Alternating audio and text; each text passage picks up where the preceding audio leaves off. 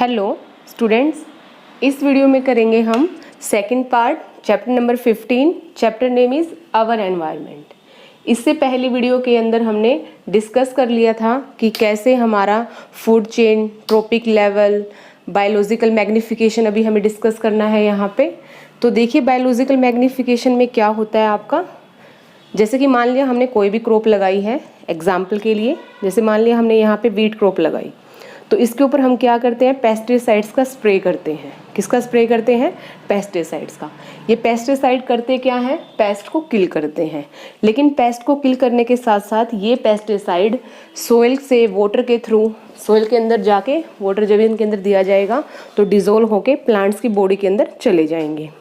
इसके अलावा जो कुछ एक लीव्स हैं हमारे, जब हम स्प्रे करेंगे तो लीव्स के ऊपर ये गिर जाएंगे और इस पे क्या होगा, जब कोई भी एनिमल वगैरह, हर्बीवोर वगैरह इसको ईट करेगा तो वो जो केमिकल है वो किसकी बॉडी के अंदर एंटर कर जाएगा? हर्बीवोर की बॉडी के अंदर। जब हर्बीवोर का जो मिल्क वगैरह है उसको कौन पिएगा? ह्यूमन बींग्स पिएंगे। या फिर जो उसका मीट वगैरह है उसको कौन ईट करेगा? ह्यूमन बींग्स ईट करेंगे। तो जो केमिकल हमने प्लांट्स के ऊपर छिड़का था, जो पेस्टिसाइड हमने अभी नाम लिया है, इंसेक्टिसाइड जो हमने स्प्रे किया है, वो किसकी बॉडी के अंदर एंटर कर गया है? यहाँ पे ह्यूमन बींग्स की बॉडी के अंदर, मतलब हमारी बॉडी के अंदर। मतलब जो टॉप है हमारे फूड चेन का, जो टॉप पार्ट है, टॉप कंज्यूमर है, उसकी बॉडी के अंदर। तो बायोलॉजिकल मैग्निफिकेशन में होता क्या है, जो भी पेस्टिसाइड्स हैं, जो भी केमिकल्स हम डालते हैं प्लांट्स को, वो केमिकल्स किसी ना किसी तरीके से किसके अंदर एंटर कर जाते हैं? ह्यूमन बींग्स के अंदर, टॉप कंज्यूमर्स के अंदर। उसको हम क्या बोलते हैं? Biological magnification. ठीक है, क्या बोलते हैं इसको? Biological magnification. इंपॉर्टेंट पॉइंट है ये, हमारा इंपॉर्टेंट टॉपिक है ये। तो देखिए इसमें क्या बताया गया है, कुछ एक जो हार्मफुल सब्सटेंस है, केमिकल्स हैं, हमारी बॉडी में एंटर करते हैं फूड चेन के through. One of the reason is the use of several pesticide. तो क्या रीज़न है इसका? क्योंकि हम बहुत सारे पेस्टिसाइड्स को यूज़ करते हैं, केमिकल्स यूज़ करते हैं। किसके लिए यूज़ करते हैं? अपनी क्रॉप को डिजीज़ और पेस्ट से बचाने के लिए। तो जो ये केमिकल्स हैं ये कहाँ चले जाएंगे? सॉइल के अंदर। सॉइल से फिर किसके अंदर चले जाएंगे? वाटर बॉडीज़ के अंदर। या फिर सॉइल इनको एब्जॉर्ब कर लेगी। ठीक है, सॉइल से इसको कौन एब्जॉर्ब कर लेगा? प्लांट्स एब्जॉर्ब कर लेंगे। उसके बाद क्या बोला इन्होंने? Plant along with water and mineral. पानी के साथ साथ जो प्लांट है, प्लांट के अंदर क्या होगा, ये केमिकल्स भी प्लांट की बॉडी में पहुंच जाएंगे। चाहे तो उस क्रॉप को एनिमल डायरेक्ट खा ले, ठीक है, या फिर जो उससे अनाज बना, जैसे गेहूं वगैरह है, उसके अंदर भी वो केमिकल ही होंगे। उसको कौन खा लेगा? ह्यूमन बींग खाए, या उसको कोई दूसरा हर्बीवोर खाए और उसका मिल्क फिर कौन पी ले? ह्यूमन बींग पी ले। तो किसी ना किसी तरीके से डायरेक्टली और इनडायरेक्टली जो केमिकल्स हम प्लांट्स के ऊपर छिड़कते हैं वो हमारी बॉडी में एंट्री करते हैं और उसको हम क्या बोलते हैं? Biological magnification. इसी तरह से जब पानी के अंदर बह के, ठीक है, ये जो केमिकल्स हमारे वाटर बॉडीज़ में एंटर कर जाते हैं तो वहाँ से एक्वेटिक प्लांट्स इनको ले लेंगे। एक्वेटिक प्लांट्स से फिर कहाँ चले जाएंगे? जो हमारी फिशेज़ है, फिशेज़ की बॉडी में चले जाएंगे। और फिशेज़ को कौन खाएगा? एक्वेटिक एनिमल्स को कौन खाएगा? Human being. और सबसे बड़ा जो खतरा क्या है हमें इन केमिकल से, कि इनमें से जो ज़्यादातर केमिकल्स हैं वो कैसे होते हैं? Non biodegradable. जैसे प्लास्टिक है नॉन बायोडिग्रेडेबल, सेम ये केमिकल्स भी कैसे हैं? Non biodegradable. डीडीटी का नाम सुना होगा आपने, डाइक्लोरो डाइफिनाइल ट्राइक्लोरोइथेन। ये भी एक आपका पेस्टिसाइड ही है, केमिकल ही है। ये हमारे लिए बहुत ही खतरनाक है क्योंकि ये नॉन बायोडिग्रेडेबल केमिकल है।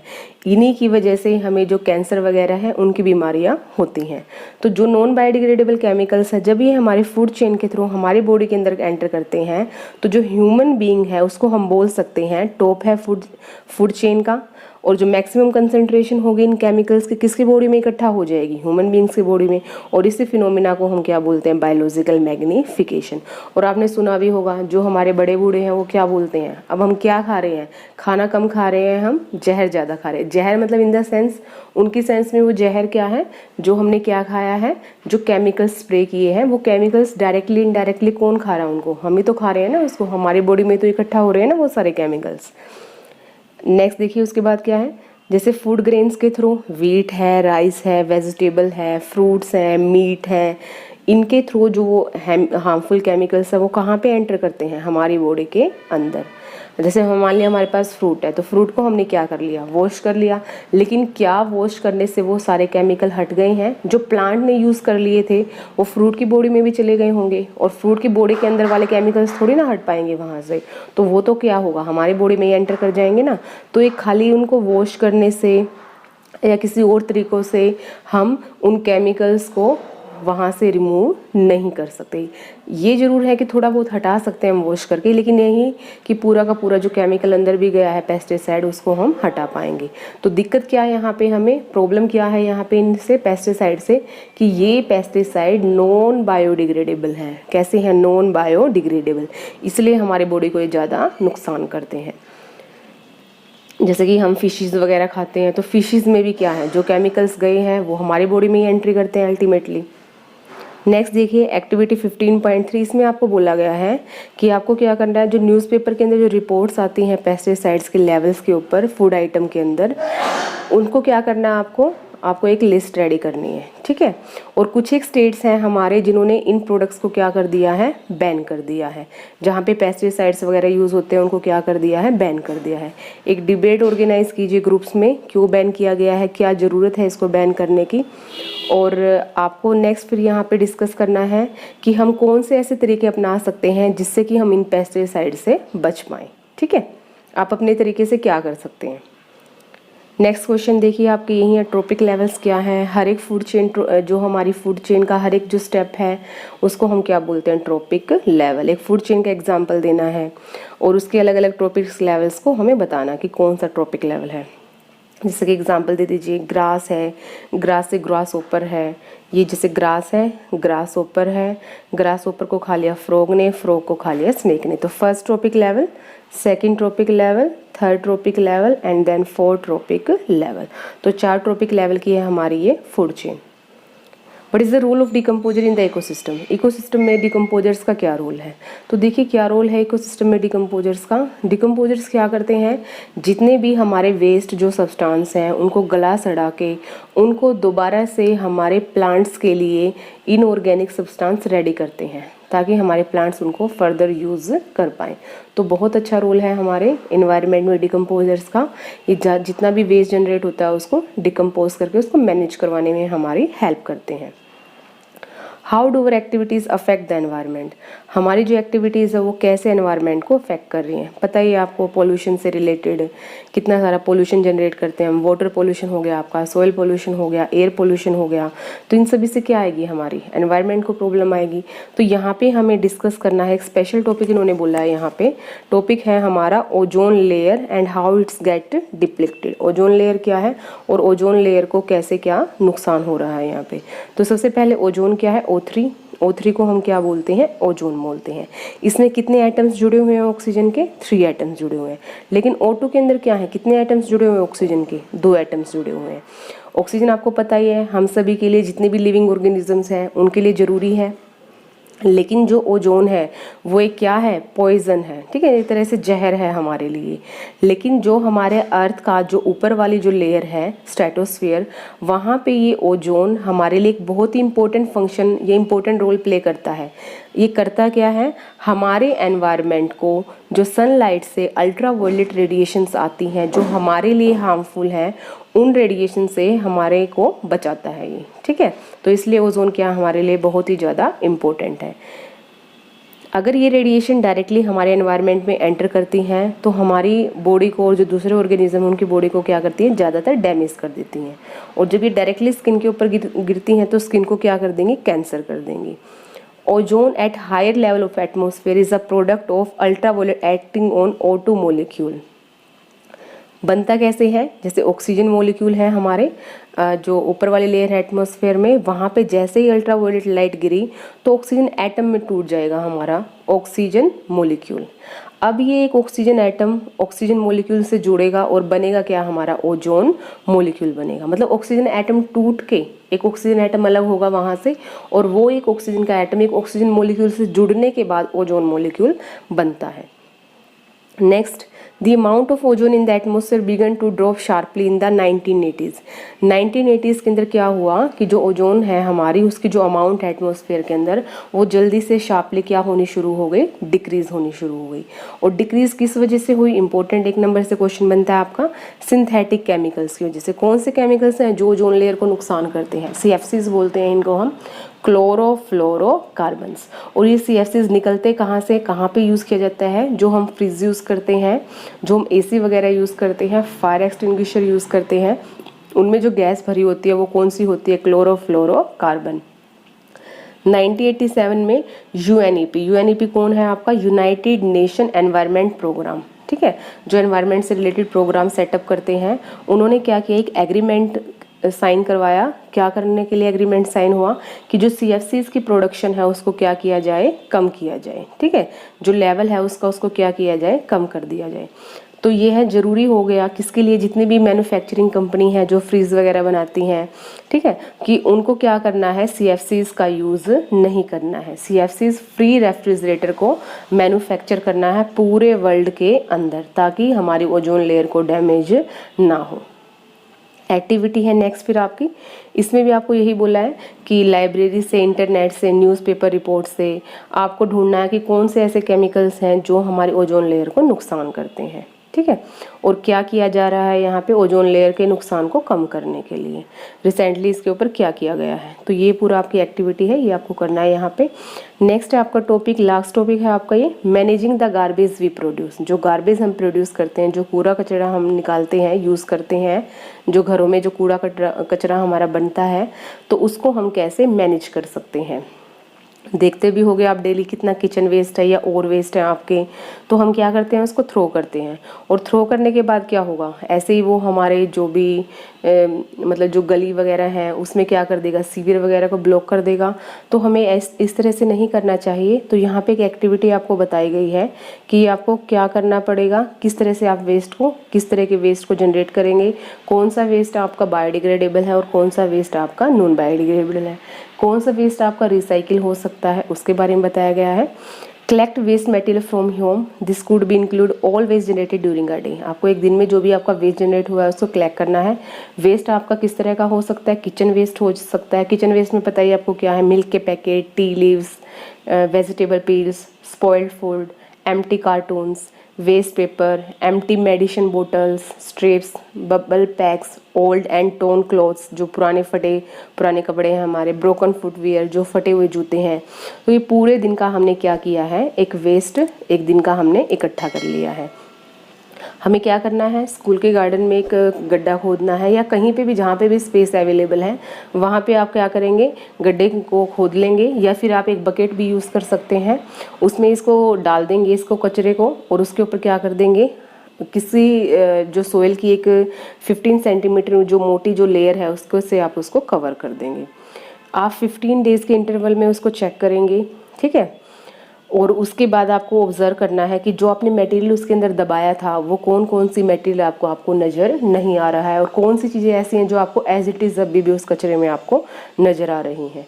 तो जो मटेरियल हमारे चेंज हो गए हैं लंबे टाइम पीरियड रखने के बाद, उन मटेरियल्स को हम क्या बोलते हैं, बायोडिग्रेडेबल मटेरियल। और जो चेंज नहीं हुए हैं लंबे टाइम के बाद भी, उसको हम क्या बोलते हैं, नॉन बायोडिग्रेडेबल मटेरियल्स। तो यहाँ पे आपको यही बताया गया है बायोडिग्रेडेबल क्या है और नॉन बायोडिग्रेडेबल क्या है। अब यहाँ पे जो आपका 6 चैप्टर है लाइफ प्रोसेसेस, वहाँ से रिलेटेड कुछ आपका एक टॉपिक दिया गया है यहाँ पे, जिसमें इन्होंने जो डिग्रेडेशन है हमारी बॉडी के अंदर एंजाइम्स की हेल्प से फूड का जो डाइजेशन है वो कैसे होता है। जैसे हमने खाना खाया, खाना खाने के बाद क्या होगा, हमारा फूड डाइजेस्टेड होगा, और डाइजेशन में हेल्प कौन करता है, हमारी बॉडी के एंजाइम्स। कौन हेल्प करता है, एंजाइम्स हेल्प करते हैं। तो जिस तरह से ये एंजाइम्स अपने काम में स्पेसिफिक होते हैं, जैसे कि मान लिया कि कार्बोहाइड्रेट को डाइजेस्ट करना है तो कार्बोहाइड्रेट डाइजेस्टिव एंजाइम होंगे आपके, ठीक है, अमाइलेज है, या फिर प्रोटीन डाइजेस्टिव एंजाइम है, पेप्टाइडेज है, फैट डाइजेस्टिव एंजाइम है, लाइपेज है। तो एंजाइम अपने काम के लिए स्पेसिफिक होते हैं। तो सेम यहीं पे आपको यही बताना है आगे कि जो ह्यूमन मेड मटेरियल्स हैं उनके ऊपर जो भी हमारे एनवायरनमेंट के अंदर बैक्टीरिया है या फिर जो फंगस है उनको वो डिग्रेड नहीं कर पाते, उनके ऊपर वो एंजाइम्स वगैरह डाल के उनको ख़त्म नहीं कर पाते। तो जैसे ह्यूमन मेड मटेरियल की बात की गई है यहाँ पे, कौन से मटेरियल्स लाइक प्लास्टिक है, वो बैक्टीरिया या सेप्रोफाइट्स बोलते हैं इनको हम, उनसे वो डिग्रेड नहीं हो पाएंगे। जैसे हमारे बॉडी में डिग्रेडेशन कौन करता है, खाने का डिग्रेडेशन कौन करेगा, एंजाइम्स करेगा। सेम जो वेस्ट है हमारा, उसका डिग्रेडेशन कौन करता है, बैक्टीरिया हो गए या फिर फंगस हो गई। तो इन मटेरियल्स को डिकम्पोज करने के लिए हमें हीट की ज़रूरत पड़ती है और प्रेशर की ज़रूरत पड़ती है। एम्बिएंट कंडीशन जो कि एनवायरनमेंट में, इनको नहीं तो अगर ऐसा करेंगे तो ये हमारे एनवायरनमेंट के अंदर लंबे टाइम तक पड़े रहेंगे। लेकिन इनको जलाना या प्रेशराइज करना वो भी एक सोल्यूशन नहीं है, क्योंकि उससे क्या होगी, हार्मफुल गैसेस निकलेंगी जो हमारे एनवायरनमेंट को क्या कर देंगे, पोल्यूट करेंगी। तो यहाँ पे डेफिनेशन है आगे फिर आपके, बायोडिग्रेडेबल सब्सटेंसेस कौन है और नॉन बायोडिग्रेडेबल सब्सटेंसेस कौन है। ऐसे सब्सटेंस जो ब्रेक डाउन हो जाएंगे, सिंप्लीफाइड हो जाएंगे, बायोलॉजिकल प्रोसेस, बायोलॉजिकल में कौन काम करेगा, एंजाइम्स। एंजाइम्स किसके, एंजाइम्स बैक्टीरिया और फंगस, उनको बायोडिग्रेडेबल बोल दिया जाएगा।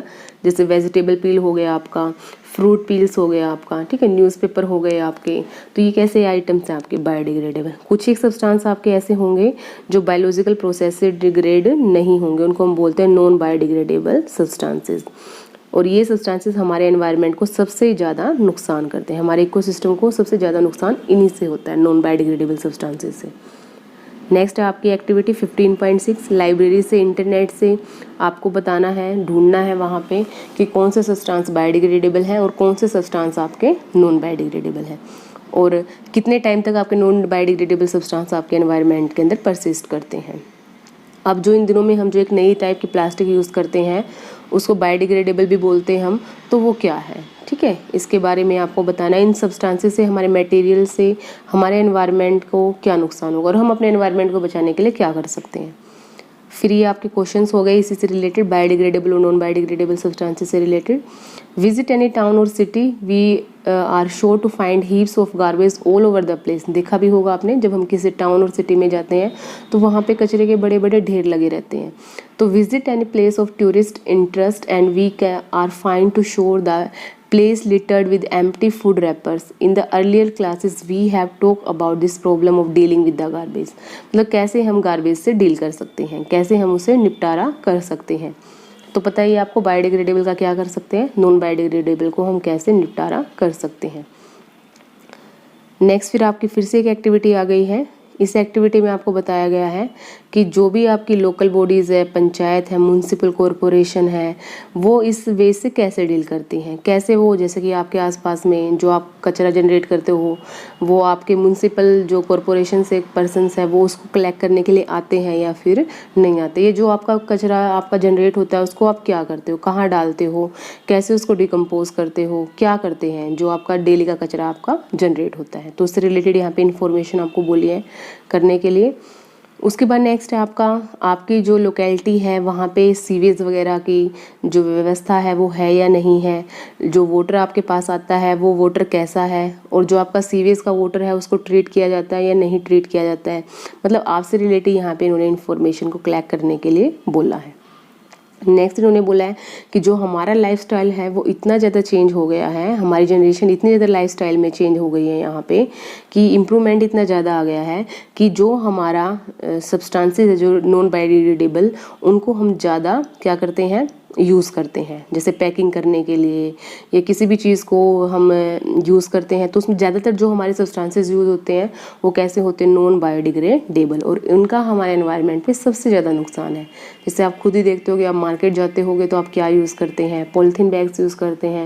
लेकिन हमें ऐसा नहीं करना चाहिए, पता ही है हमें, एक रिस्पॉन्सिबल सिटीजन होने के नाते हमें अपने आप से, अपनी तरफ से कोई कमी नहीं छोड़नी चाहिए कि जिससे हमारे एनवायरनमेंट को क्या हो, नुकसान हो।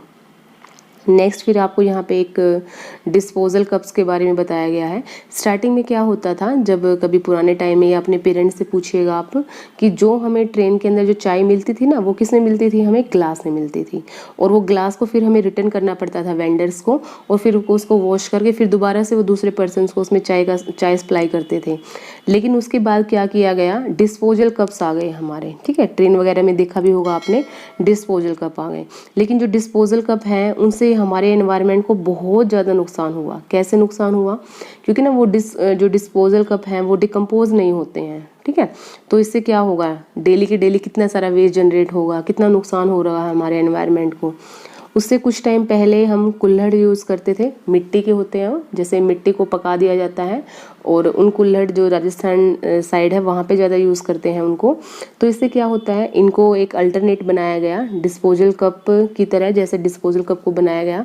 तो जो ये डिस्पोजल कप है कुल्हड़्स के जो बने होते हैं, जो मिट्टी के बने होते हैं, इनमें क्या है, इनको बनाने के लिए हमें मिट्टी का यूज़ करना पड़ता है। और जब मिट्टी यूज़ करते हैं तो बहुत सारी मिट्टी इनको बनाने में यूज़ होगी और जो हमारी टॉप फर्टाइल सॉइल है वो उससे क्या हो जाएगी, कमी आ जाएगी।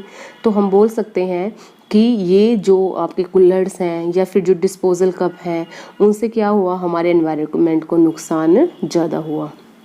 Now disposal paper cups are being used.